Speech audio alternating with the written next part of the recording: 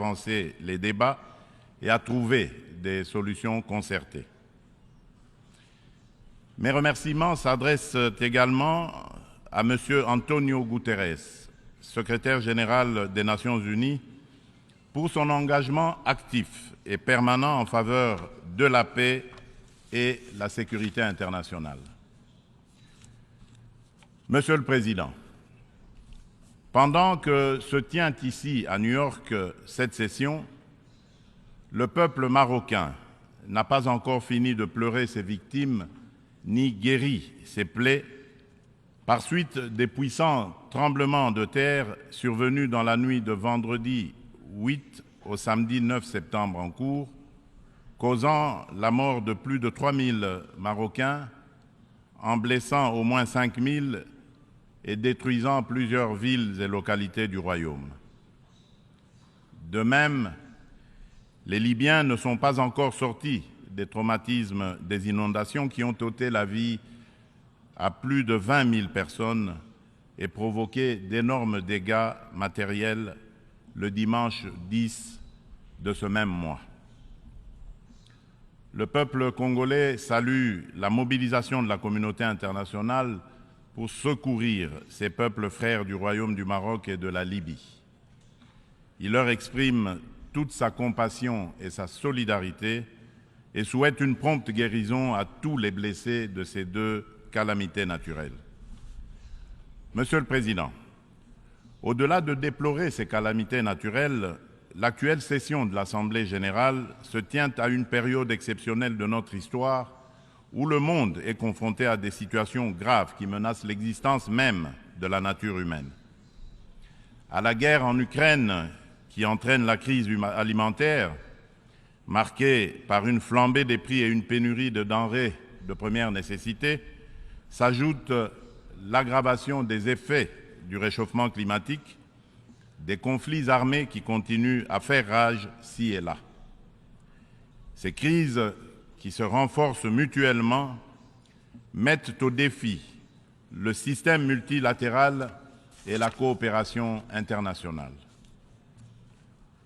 Or, maintenir la paix et la sécurité internationale, garantir la justice et les droits humains, favoriser le progrès social, instaurer les meilleures conditions de vie, sont en effet des vœux unanimes et intemporels de tous les peuples du monde qui doivent par conséquent demeurer au centre de notre action collective suivant une approche réellement multilatérale et inclusive. Nous sommes interpellés à travailler ensemble en vue de répondre à ces défis qui sont de portée existentielle. C'est pour cette raison fondamentale que je salue la pertinence du thème central annuel de cette session, intitulé « Rétablir la confiance et raviver la solidarité mondiale, accélérer l'action menée pour réaliser le programme 2030 et les objectifs de développement durable en faveur de la paix, de la prospérité, du progrès et de la durabilité pour tous. »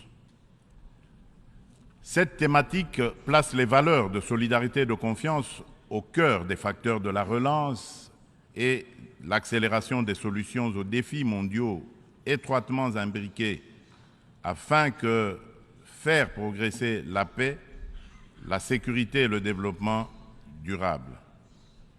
Ces deux valeurs prennent tout leur sens dans le contexte de crise que nous vivons aujourd'hui.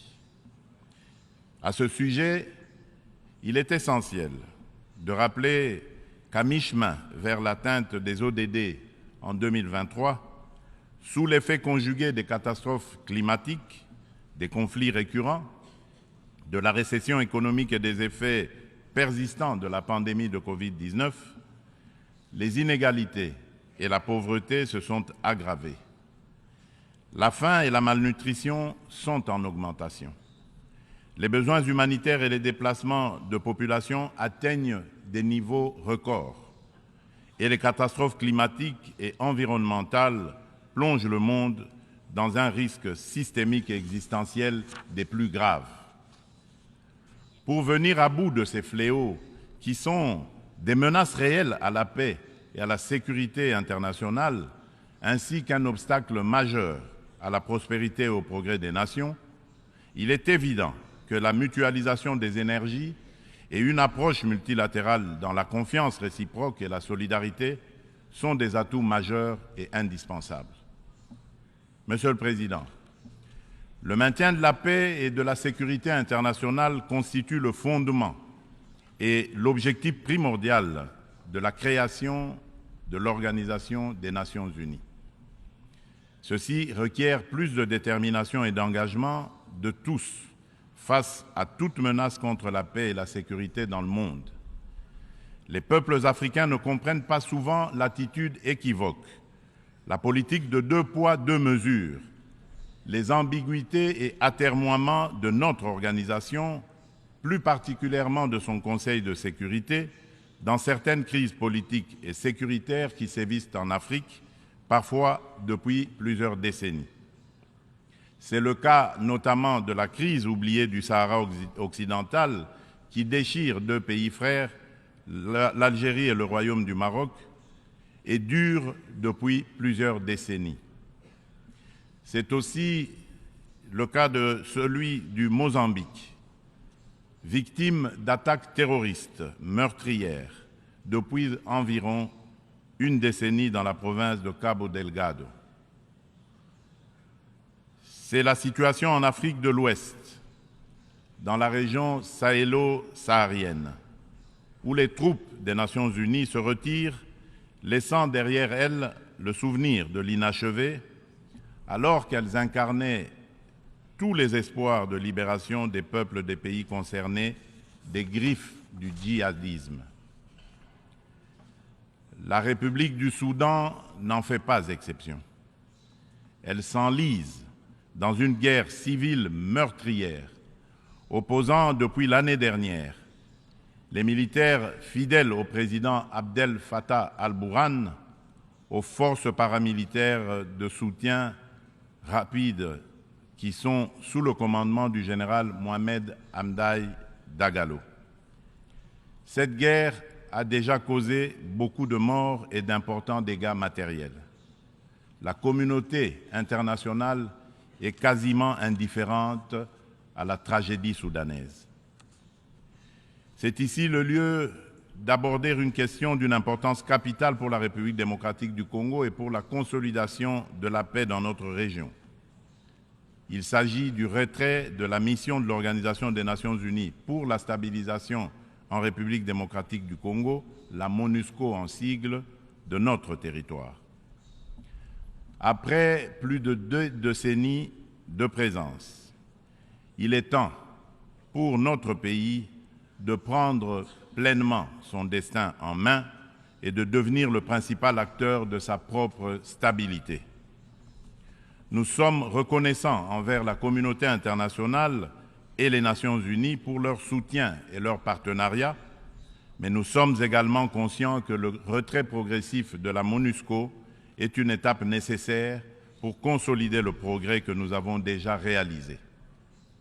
Cependant, il est à déplorer que les missions de maintien de la paix déployées sous une forme ou sous une autre depuis 25 ans en République démocratique du Congo n'aient pas réussi à faire face aux rébellions et conflits armés qui déchirent ce pays et la région des Grands Lacs, ni à protéger les populations civiles.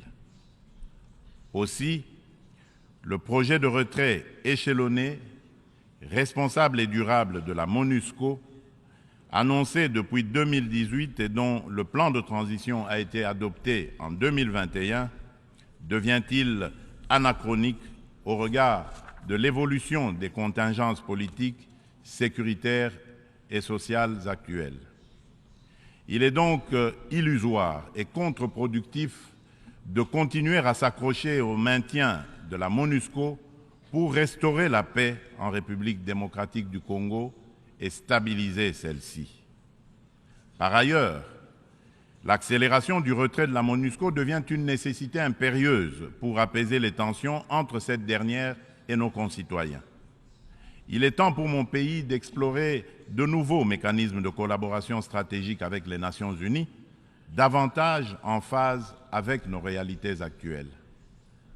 C'est pourquoi, en ma qualité de garant constitutionnel de l'intégrité territoriale, de la souveraineté et de l'indépendance de mon pays, de la bonne tenue de notre nation ainsi que du bien-être de mes concitoyens, j'ai instruit le gouvernement de la République d'entamer des discussions avec les autorités onusiennes pour un retrait accéléré de la MONUSCO de la République démocratique du Congo, en ramenant le début de ce retrait progressif de décembre 2024 à décembre 2023.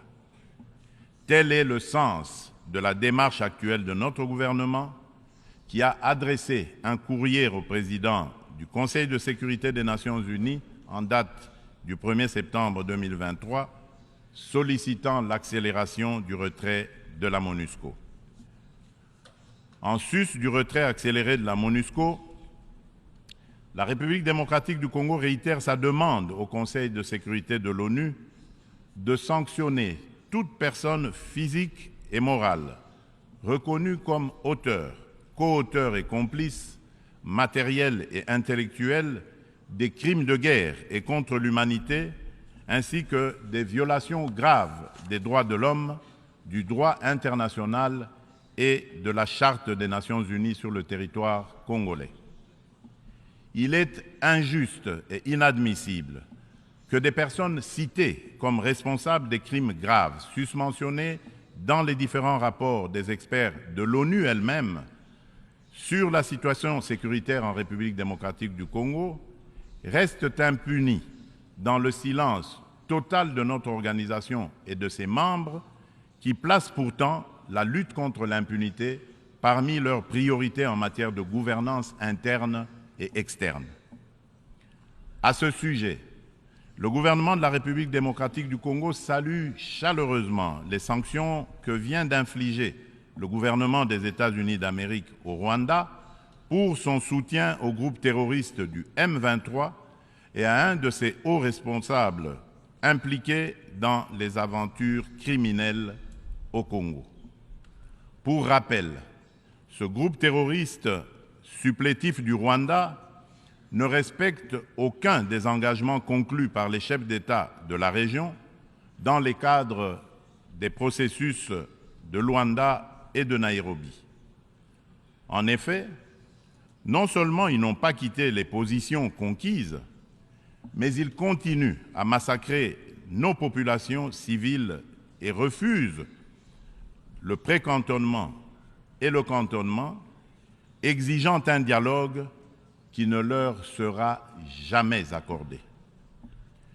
La République démocratique du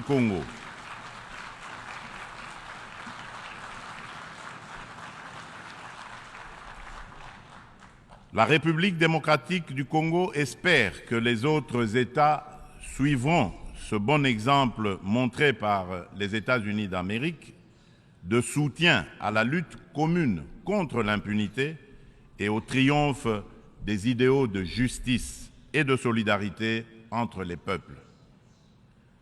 Le gouvernement congolais attend de la prochaine réunion du Conseil de sécurité qu'il accorde une attention toute particulière à sa requête et qu'il soit constructif dans la gestion du processus délicat et laborieux de paix dans notre pays. Monsieur le Président, un autre défi qui préoccupe au plus haut point toutes les nations du monde est celui du réchauffement de notre planète. Point n'est encore besoin de rappeler que l'augmentation de la température depuis quelques décennies affecte la vie de toute l'humanité et nous préoccupe tous. Cependant, force est de relever qu'en dépit des proclamations de foi des pollueurs en faveur de l'arrêt de l'émission des gaz à effet de serre, de multitudes de forats organisés à travers le monde pour combattre ce fléau, dont les 27 COP, conférence des pays membres de la Convention de l'ONU pour la lutte contre les changements climatiques et de multiples résolutions et recommandations adoptées à ces différentes instances, le réchauffement de la planète est loin de se maintenir à 1,5 degré Celsius.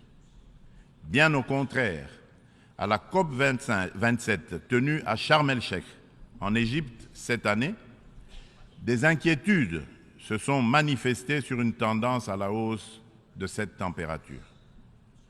Ce constat peu rassurant appelle sans doute à la revisitation de nos approches et des politiques adoptées. Dans ce cadre, le sommet africain sur le climat qui vient de se tenir à Nairobi au Kenya, sous la direction conjointe de l'Union africaine et de la République du Kenya, du 4 au 7 septembre dernier, a été une initiative salutaire et très opportune qui traduit la détermination de l'Afrique à participer activement au traitement de cette question vitale et de compter désormais comme un poids lourd incontournable dans la solution du réchauffement planétaire et de l'économie du futur plus verte et responsable. Les Africains sont sortis du sommet avec un cahier de charges commun, contenu dans la déclaration de Nairobi et axé notamment sur la réforme de l'architecture du système financier international pour plus d'équité, la restructuration et l'allègement des dettes de leur pays, la transformation locale de leurs produits et la mise en place d'un régime de taxation de carbone incluant une taxe sur le commerce des combustibles fossiles, ainsi que sur le transport maritime et aérien. Ils ont rappelé également aux riches pollueurs un engagement pris en 2009, mais non encore honoré jusqu'à ce jour, de fournir 100 milliards de dollars américains en financement climatique. La République démocratique du Congo demande aux Nations unies et à l'ensemble de la communauté internationale de prêter une attention particulière aux revendications légitimes de l'Afrique. Dans ce cadre, mon pays appelle à la création d'un marché carbone équitable et des prix incitatifs tout en renforçant l'efficacité des financements climatiques. Il espère une opérationnalisation rapide de l'article 6 de l'accord de Paris et soutient l'idée des partenariats mutuellement bénéfiques entre l'État et les secteurs publics.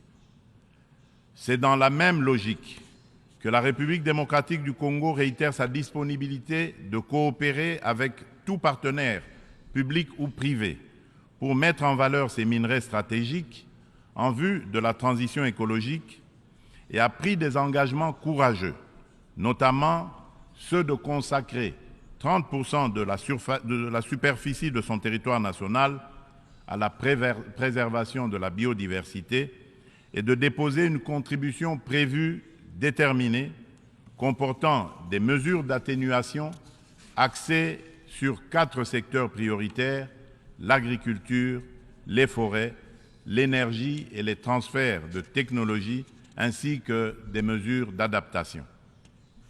Monsieur le Président, le multilatéralisme et le respect d'un système mondial fondé sur des règles ont soutenu la paix, la sécurité, la santé et la prospérité dans de vastes parties du monde depuis 78 ans. Les Nations unies incarnent ces principes et restent un acteur indispensable pour faire face aux menaces existentielles contemporaines, qu'il s'agisse de la crise alimentaire actuelle, du changement climatique, du terrorisme, ainsi que des pandémies et de la prolifération nucléaire. Aucune de ces menaces mondiales critiques ne peut être résolue par des nations agissant seules, aussi puissantes soient-elles. Tout cela exige une coopération multilatérale. Pour conserver la confiance de la communauté internationale, l'Organisation des Nations unies doit montrer qu'elle est capable de s'adapter au temps présent et de relever avec efficacité et responsabilité les défis d'aujourd'hui. Aussi, pour donner un nouveau départ au multilatéralisme, la réforme de la Charte des Nations Unies sur les points clés, Conseil de sécurité, veto, chapitre 7, recours à la force, est-elle indispensable, mais ne serait pas suffisante. Les chantiers ne manquent pas. La coordination et la coopération entre les différentes institutions et agences des Nations Unies sont imparfaites. Des problèmes globaux sont abordés plusieurs fois dans différentes enceintes, sous des angles différents, de façon contradictoire. D'autres ne le sont jamais, nulle part. Chaque bureaucratie internationale entend persévérer dans son être. À ce sujet, la demande pressante et incessante de mon pays et de l'Afrique tout entière est d'élargir le Conseil de sécurité des Nations Unies en tant qu'organe pilote et décisionnel de l'ONU, afin de pouvoir intégrer en son sein 2 représentants du continent africain en qualité de membres permanents aux fins de consacrer un équilibre géographique juste et représentatif.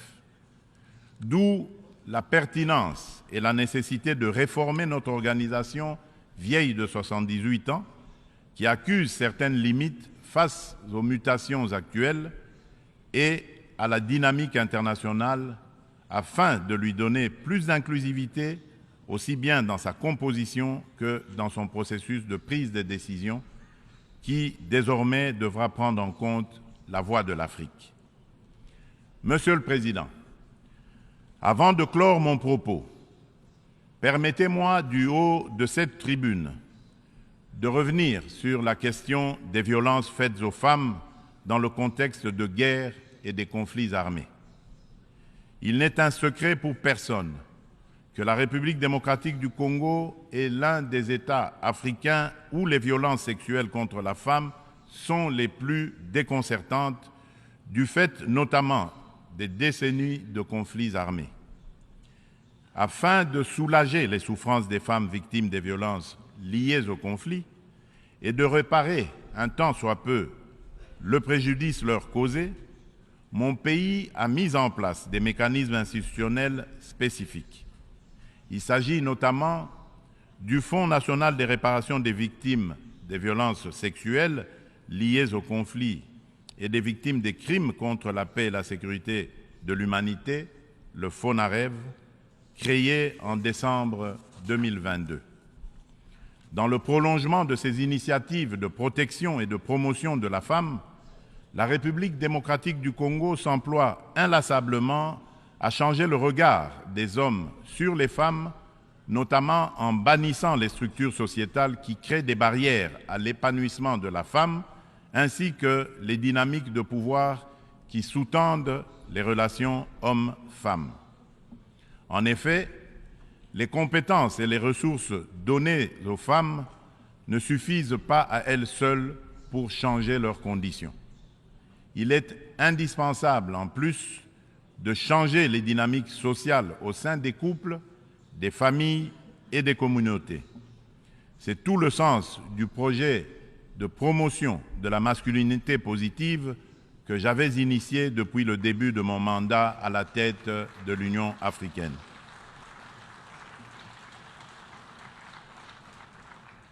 Monsieur le Président de l'Assemblée générale des Nations unies, Excellences, Mesdames et Messieurs les chefs d'État et de gouvernement, Monsieur le Secrétaire général des Nations unies, Mesdames et Messieurs les chefs de délégation, pour conclure, je voudrais confirmer une fois de plus qu'à la fin de cette année, des élections générales seront organisées en République démocratique du Congo dans les institutions à mandat électif jusqu'au niveau des communes.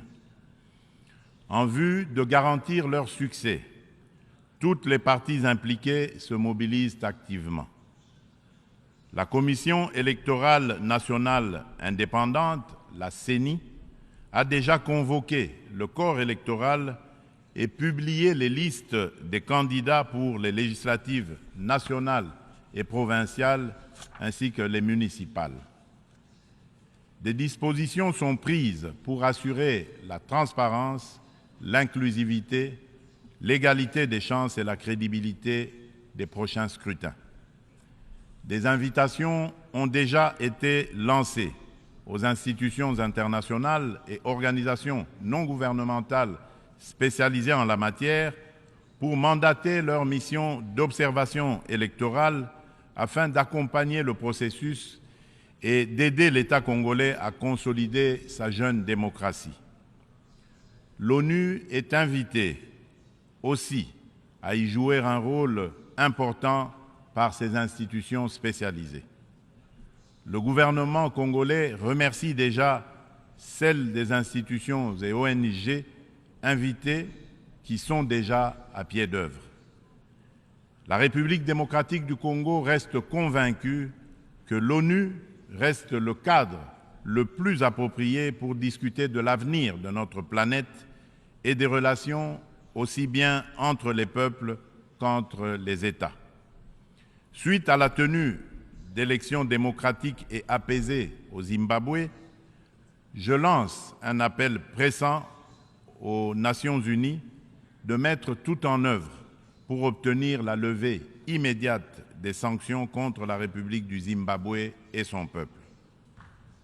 Cependant, pour remplir efficacement ces lourdes et délicates missions et mériter la confiance de tous, l'ONU doit incarner les valeurs de justice, d'équité et de solidarité et être représentative de tous dans notre diversité culturelle, politique, économique et sociale.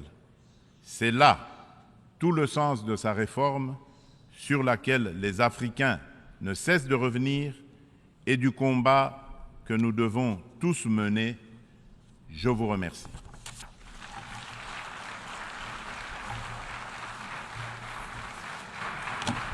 On behalf of the Assembly, I wish to thank the President of the Democratic Republic of the Congo for the statement just made and request protocol to escort His Excellency. The Assembly will hear an address by His Majesty King Mswati III, Head of State of the Kingdom of Eswatini. I request protocol to escort His Majesty.